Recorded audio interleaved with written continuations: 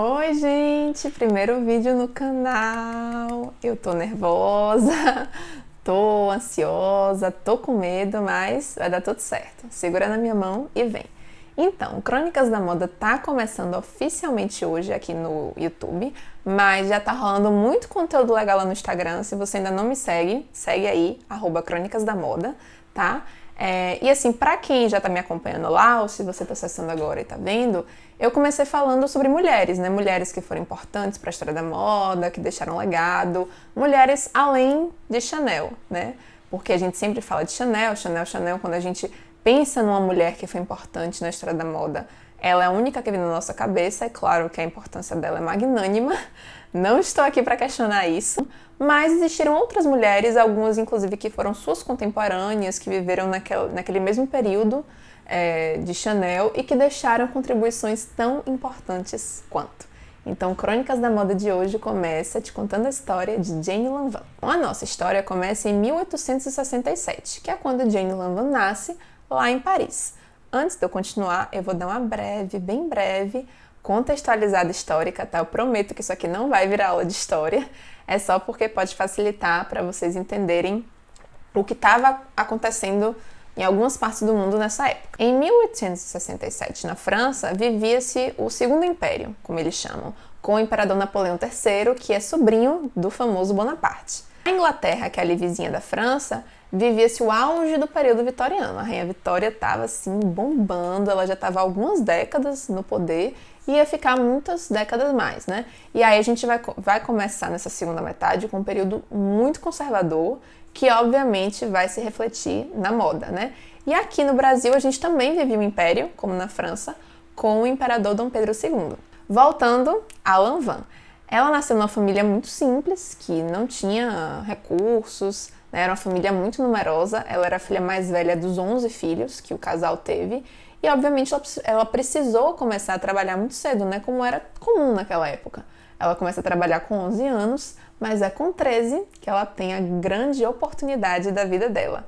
Ela consegue um estágio, digamos assim. Ela vai ser aprendiz de uma modista muito famosa que tinha um ateliê na rua Saint-Honoré, em Paris, que era assim, uma das ruas mais chiques da cidade, é até hoje uma das mais chiques, onde estão as grandes grifes de luxo, as marcas e tudo mais. Então ela sai de uma realidade muito simples para conviver com aquela vida de luxo, de coisas caras, da sociedade, né? Porque os clientes que frequentavam essas modistas eram mulheres da alta sociedade francesa.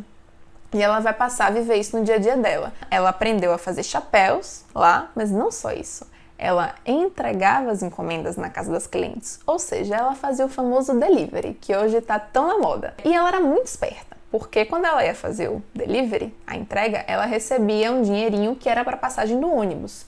Só que ela, em vez de pagar o ônibus, ela se pendurava na traseira do veículo para não precisar pagar e ia fazendo suas entregas. E aí ela guardava aquele dinheirinho da passagem junto com lá o salário que ela ganhava. E aí ela ficou muito tempo nesse ateliê, aprendendo muito. Ela teve assim, um know-how gigante ali e ela economizou muito também. E aí, com 22 anos, ela pede as contas e abre o seu próprio ateliê, a Lanvin Modes. Com 22 anos. Pois é, isso aí, galera. 22 anos. Ela abre a chapelaria dela, era só uma chapelaria na época, e os negócios vão indo direitinho, tudo bem. Ela se casa com um nobre italiano, ela faz pra época um casamento excelente, né? Que era com o conde Emílio de Pietro, e com ele ela tem a sua filha Marguerite. E é aqui que começa de verdade a história da Lanvin enquanto marca e de Jane Lanvin enquanto dama da moda, né? Enquanto estilista. Porque Marguerite, desde o momento que nasceu, foi assim a principal inspiração de sua mãe, né? Jane cria um enxoval completo para a filha, né? Assim, digno de uma princesa. E claro que isso chamava a atenção, né, de outras mulheres que eram mães. Todo mundo queria saber de onde era aquela roupa, quem tinha feito, onde ela tinha comprado. E aí Jane percebe uma oportunidade aí e ela abre, na verdade, em 1908, a Lanvin Modes deixa de ser só uma chapelaria e passa a ser uma marca de roupas infantis. E, gente, isso é muito revolucionário para a época, porque a gente está falando aqui do início do século XX já. né? Mas nessa época, criança não era vista como criança. Criança era um adulto em miniatura. Então, vestia-se igual a um adulto, só que com roupa menor, né? Com roupa em menor tamanho. Então, quando o Lanvin se propõe a criar uma roupa para a criança, considerando que a criança brinca, que a criança pula, que a criança sobe nas coisas, e que, claro, a criança é uma criança, ela não pode se vestir com o estilo de um adulto, ela tem que se vestir com o estilo infantil, isso foi muito revolucionário para a época. Agora, é claro que ela logo percebe que existe um outro mercado gigantesco que ela pode abordar, que são as mães dessas crianças, né? Então, ela, um ano depois, já começa a fazer roupas para mulheres adultas e aí ela consegue se estabelecer formalmente como estilista, integrando o sindicato da moda que existia em Paris. A relação mãe-filha era tão presente, tão forte na construção da marca, que isso está na sua própria logo. Quando Lanvin quis fazer uma logomarca para o ateliê, ela contratou um ilustrador e desenhista que era muito famoso na época, chamado Paul Iribe. Ele foi um dos muitos amantes de Coco Chanel, mas isso é outra história. Ela contrata esse cara e diz assim, olha, eu quero que você faça uma marca aqui pro meu ateliê e eu quero que você use essa foto como referência, que era uma foto que estava ela e Marguerite arrumadas, prontas para ir para um baile e de mãos dadas, assim, se olhando, né, super fofa. E ele faz, e a marca é linda, é super singela, passa um carinho, um amor muito lindo. É a marca que o ateliê usa até hoje. O casamento com o conde italiano não durou muito, tá? 8 anos depois eles se separaram e, enfim, cada um seguiu sua vida. A marca Lanvin só foi crescendo cada vez mais. Jane chegou a comandar uma equipe de 1.200 funcionários, que para a época era algo assustador para uma mulher, mas foi muito importante. Ela chegou a fazer coleções com 300 peças, numa época que boa parte do trabalho era manual, não existia as coisas automatizadas como tem hoje. As inspirações de Jane Lanvin vinham muito de um diário de viagens que ela fazia. Ela fez várias viagens, não só pela Europa, mas também para a África, para o Oriente, né? E ela nessas viagens fazia recortes de tecidos, pegava retalhos, referências de estampas, de bordados, e ela ia colando nesses diários de viagens, que ela tinha vários, né? E aí, quando ela queria inspiração, ela ia lá e davam ali e dali. Ou seja, ela fez um Pinterest analógico, né? Porque naquela época não existia essa maravilha que é a internet, que está possibilitando a gente aqui falar sobre ela hoje. E outra coisa legal dela é que ela não desenhava croquis, como a maioria dos estilistas faz, né? Ela gostava de trabalhar com tecidos, de pegar tecido, de esticar, de ver como era. Ela tinha esse lado da matéria-prima muito forte. Se vocês me perguntarem assim, o que é que Lanvin queria com as criações dela, com a roupa dela, o que é que ela queria trazer de novo? Então, ela estava na mesma onda que muitos estilistas daquela época, homens e mulheres, estavam, que era dar liberdade ao corpo feminino. Porque, como eu já falei, o século XIX, principalmente a segunda metade e até o final, foi um período muito conservador, né? Então, assim, as mulheres viviam realmente presas na roupa. Isso se estendeu até a primeira década do século XX e só vai acabar realmente quando termina a Primeira Guerra, porque a gente entra nos loucos anos 20. Era uma moda super rigorosa, as mulheres usavam o famoso espartilho em S, para deixar a silhueta assim, porque ele apertava a cintura, projetava o peito para frente e a bunda para trás. Ele fazia uma silhueta assim que quase acho que nenhuma mulher tem naturalmente, mas ele conseguia fazer às custas das suas costelas, claro. O vestido era muito fechado, tinha gola, manga comprida, ele vinha até o chão, né, até o pé, era muito bordado, era muito babado, era muito bico, era muita flor, muito passarinho, muita pluma, era um bocado de coisa em cima de você. Aí quando a gente vai entrar nesse pós-Primeira Guerra, nos anos 20, todo mundo vai entrar nessa onda de vamos dar liberdade ao corpo feminino. Então, tira espartilho, encurta a saia, encurta cabelo, tudo, porque inclusive queriam exibir essa jovialidade feminina. E claro, a gente está aqui falando para um novo perfil de mulher, para uma mulher que está começando a ficar mais independente, para uma mulher que quer sair para dançar, para uma mulher que começa a trabalhar, né, em alguns casos. Então a gente está criando para essa nova mulher que quer ter mais liberdade, e essa liberdade começou pelo corpo, literalmente. Jane Lanvin, ela criou o que é sua marca registrada, considera ser sua marca registrada, que é o Robe de Style, que foi assim que ela batizou o vestido dela, que nada mais é do que um vestido típico dos anos 20, né? Ele é um vestido sem mangas, que aqui na parte da blusa ele começa bem retinho e bem soltinho, sem espartilho, com a cintura baixa levemente marcada. Na saia ele vai diferir, porque nos anos 20 a maioria dos vestidos tem um estilo muito reto, né? Sem rodados, sem nada do tipo. Seguem as linhas retas do estilo Art Deco que vigorava na época. Mas Lanvin amava uma saia rodada e ela não ia abrir mão disso. Então ela vai buscar inspiração nas roupas do século XVIII, que as mulheres usavam um tipo de espartilho e um tipo de quase armadura embaixo que deixavam as suas saias largas aqui no quadril. As saias não necessariamente eram redondas, elas eram largas no quadril para mostrar que a mulher tinha quadris largos, né? Que era um padrão de beleza da época. Só que, obviamente, no século XVIII, tudo era muito exagerado, principalmente se você está falando já no final do século XVIII, entrando no rococó. Tudo era muito exagerado. Então, tinham saias que tinham 2 metros de ponta a ponta, né, no quadril. Era por isso que as portas eram tão grandes, porque senão as mulheres não conseguiam passar com seus vestidos. Mas ela vai buscar inspiração lá para fazer o robe de style, e aí quando a gente chega na saia, vai ter um leve volume aqui do lado do quadril, que vai dar um tchanzinho na roupa dela e vai ficar legal. Como era Jane Lanvin na vida pessoal? Gente, ela era uma pessoa muito reservada. Ela era muito na dela, quieta, não era de grandes festas, de grandes farras. Alguns biógrafos gostam de dizer que ela gostava mais de falar com o tecido e com as roupas do que com as pessoas. E isso era um comportamento muito contraditório se a gente considerar o meio que ela estava, né? Que era esse meio da moda.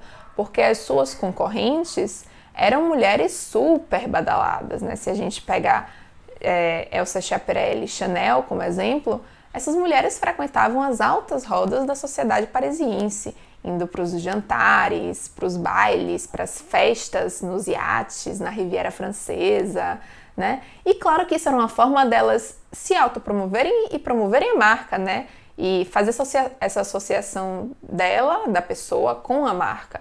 Então elas iam e usavam a sua criação mais recente para mostrar, para exibir para potenciais clientes, né? Ali elas faziam contatos, até não só com clientes, mas assim para desenvolver o próprio negócio. Então existia toda essa parte de networking envolvida aí que Lanvin realmente não fazia, né? Isso implicou que ela não tinha uma imagem de moda. Então as pessoas conheciam a marca Lanvin, mas não associavam a marca a Jane Lanvin, que era o oposto do que acontecia com suas concorrentes. Mas, por outro lado, ela tinha um tino comercial maravilhoso. Ela era uma verdadeira businesswoman. A marca cresceu tanto que chegou um momento que ela ocupou um prédio inteiro na rua Saint-Honoré. Vocês lembram que eu falei lá no início do vídeo que era uma rua super chique e tal? Pois é, ela já tinha um ateliê lá há algum tempo, né? Mas ela ocupou, assim, acho que por volta de 1925, 24, eu não sei o ano exato, mas ela ocupou um prédio inteiro nesta rua. E aí ela tinha quase um mini shopping na marca dela, porque ela tinha uma sala para moda noivas, uma sala para moda masculina, uma sala para bordados, uma sala para roupas feitas sob medida, uma sala para maquiagem, cosméticos, uma sala para perfumes, uma sala para artigos de decoração. Eu tô dando um spoiler do que eu vou entrar agora. E quando eu tava assim lendo e estudando a história de Lanvin para trazer tudo isso aqui para vocês, eu me deparei com 2 momentos assim que eu considero que foram decisivos, assim, deram um up na carreira dela e na marca. E um deles aconteceu há exatos 100 anos atrás, em 1920, né? Quando Lanvin foi para um evento de moda que estava acontecendo em Paris, que era promovido por um outro estilista, e lá ela encontra um arquiteto, um decorador que era muito famoso na época, que estava super bombado, que era o Armand Albert Routeux. E aí ela chega lá, se apresenta, diz oi, tudo bom, e aí eles conversam, e conversa vai, conversa vem. Eles têm a grande ideia de criar um pavilhão dedicado a tudo que fosse de casa, né? Então, objetos de decoração, a louça, a cortinas, tapetes, papel de parede. E eles colocam a ideia pra frente e é um sucesso, né? Até porque tudo, né, estava no estilo Art Deco, lindo e perfeito da época que eu amo, que inclusive é um estilo super valorizado hoje porque é muito difícil de achar em brechós e antiquários, né? Tanto se você falar alguma peça de vestuário, tipo um broche, um brinco, um colar, como também móveis, né? Porque o Art Deco, ele teve um período muito curto de tempo, que foi uma década só, né? Os anos 20. E como no final dos anos 20, em 29, teve a quebra da Bolsa de Nova York, muita gente perdeu muita grana e muita coisa se perdeu. Então, sei lá, mandaram derreter as joias, venderam as coisas, sabe-se lá Deus o que aconteceu com os móveis, entendeu? Muita coisa se perdeu realmente. Então, são peças muito valorizadas. O Art Deco é um estilo muito bonito, onde predominam linhas retas, formas geométricas, né? E que ficou muito em voga nos anos 20. Se vocês quiserem um ótimo exemplo do que é o estilo Art Deco, vejam o filme O Grande Gatsby, com Leonardo DiCaprio. Se vocês nem verem o filme, só olharem para a capa, vocês já vão ter uma ótima referência ali do que foi o Art Deco. O segundo pulo do gato, que eu considero que Lanvin deu, foram com os perfumes. E aí eu vou te contar que tem que fazer uma breve história do que foi o perfume. Até essa primeira década do século XX, 1900, pensa que a gente está aqui nos anos 20, 1925 e 26, tá? Mas até a primeira década do século XX, 1910 e 11, 12, não existia perfume como a gente conhece hoje, né? Esse perfume que a gente põe na pele, fixa, e é uma beleza, fica o dia inteiro no seu corpo. O que existia para os homens era uma espécie de colônia, né? Que era tipo um desodorante, na verdade, que eles usavam para não ficar com mau cheiro, porque não se tinha o costume de tomar banho todo dia naquela época, ainda mais na Europa. Então eles usavam para não ficarem mal cheirosos. E as mulheres usavam uma coisa que é muito fofa, que até hoje é encontrada em alguns brechós e antiquários, que é perfumeiro, que nada mais é que um colar, tipo com uma correntinha de prata comprida, que vem até aqui assim, e aqui tem um frasquinho de prata também, todo furadinho. E aí você abre esse frasquinho e põe ali, tipo, um algodão ou um pedaço de tecido embebido em algum aroma de flores, sei lá, rosas, lírios, a flor que você gostasse. Era um aroma que não dava para pôr na pele, porque ele não fixava. Então você colocava ali, o perfumeiro tinha os furinhos e aí ficava exalando aquele cheiro. Se você fosse tomar um chá com sua amiga, né, e fosse cumprimentar, ela sentia aquele cheiro gostoso saindo de você. Aí nos anos 20, assim, né, que vão começar a surgir esses perfumes como a gente conhece hoje, com fixação. Lanvin faz o seu primeiro perfume em 1925, que assim, ele não é um fracasso, mas ele também não é tipo um sucesso estrondoso, né? Ele é ok. E aí, Marguerite de novo foi a sua grande inspiração, porque em 1927 Marguerite ia fazer 30 aninhos e a mãe queria dar um presente especial a ela pelo aniversário de 30 anos. E aí ela pede lá pro cara que fazia os perfumes pra ela fazer um perfume especial pra Marguerite e tudo mais. E Marguerite ama o perfume, batiza inclusive o perfume com o nome de Arpède, e quando vai pras vendas é um sucesso estrondoso, né? Acaba tudo. E aí depois Lanvin vai fazer vários outros perfumes depois disso. E aí ia tudo bem, tudo bom, né? A gente viveu aí a década de 20, a gente passou pela década de 30, e aí chegou a Segunda Guerra em 1939. Né? Paris foi invadida, a França foi ocupada pelos alemães e isso afetou drasticamente o mercado de moda. Até porque esse mercado de moda de luxo na França, naquela época era considerado uma coisa de Estado, é até hoje, viu? Mas naquela época era muito forte porque inclusive fazia parte do orgulho nacional de ser francês. E muitos ateliês fecharam as portas, alguns continuaram funcionando, mas os estilistas, os criadores, foram se refugiar na Suíça ou vieram para os Estados Unidos. Poucas pessoas ficaram lá, na Paris ocupada. Mas Jane Lanvin ficou, o ateliê ficou aberto e ela foi criar para as mulheres que estavam envolvidas no trabalho de guerra.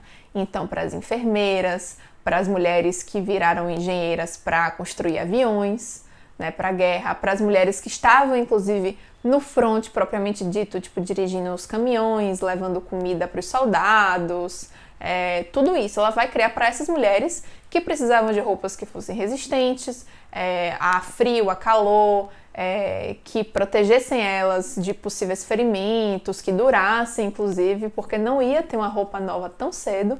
Houve um racionamento de tecido muito grande na época. Então ela vai, de alguma forma, contribuir com aquelas mulheres que passaram a estarem envolvidas na guerra e, de certa forma, contribuir para o seu país. Quando a guerra acaba em 45, um ano depois, em 1946, Jane Lanvin morre, já bem velhinha, né? Ela teve aí 60 anos de carreira ininterruptos, ela nunca parou de trabalhar.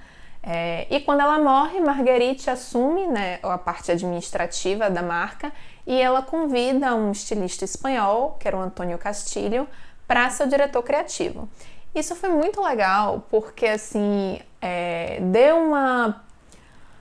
uma durabilidade, uma perenidade para a marca, sabe? A Lanvin nunca fechou as portas, né? Ao contrário do que aconteceu com outras marcas que tiveram períodos que fecharam e depois reabriram, reativaram, né? A Lanvin não, a Lanvin nunca fechou as portas, está aí até hoje. Teve até um diretor criativo brasileiro nos anos 90, que é o Orcimar Versolato, acho que ele ficou uns 2 anos na Lanvin. E assim, eu acho a história de Jane Lanvin e da marca sensacional. Acho que a gente pode tirar várias inspirações daí. Não só do lado mãe e filha, do carinho, que tem essa parte fofa, que é linda se você é mãe, ou se você é filha também, serve. Mas tem esse lado empreendedor e dos negócios, que também é uma grande inspiração. Então, se você quer empreender, quer abrir seu próprio negócio, mesmo que não seja na área de moda, em qualquer área, eu acho que a história de Jane Lanvin é uma grande inspiração de verdade. Então é isso, eu espero que vocês tenham gostado do primeiro vídeo, da primeira história. Comentem aqui o que acharam. Eu já falei para me seguirem no Instagram, agora eu vou falar para vocês, ativarem o sininho para receberem notificações quando chegar vídeo novo, que já é semana que vem, tem vídeo novo semana que vem. Então é isso. Um beijo no coração.